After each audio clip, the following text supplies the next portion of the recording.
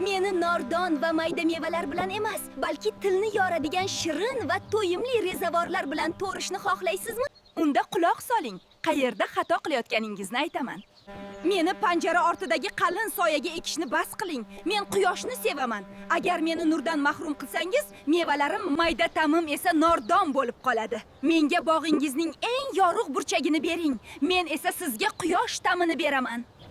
Mening ildizlarim yer yuzasiga juda yaqin joylashgan. Mulchasiz ular issiqda shunchaki yonib ketadi. Atrofimga somon yoki qipiq to'shang bu mening ko'rpam bo'ladi. Shunda ildizlarim namlikni saqlab qoladi va men qurib qolmayman. Eski qurigan shoxlarimni tagidan kesib tashlang. Bu tikanli chakalakzor ichida bo'g'ilib qolyapman. Menga havo va kenglik kerak. Faqat yosh, kuchli novdalarni qoldiring, butun kuchimni shirin mevalarga sarflay.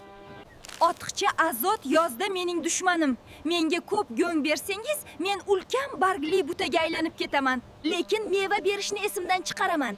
Gullayotgan paytimda menga kaliy va fosfor bering. Meni kes, mulchala, to'g'ri oziqlantir va men seni hosil bilan to'ldiraman. Hammasi oddiy. Malina injiq emas, u shunchaki hurmatni xohlaydi.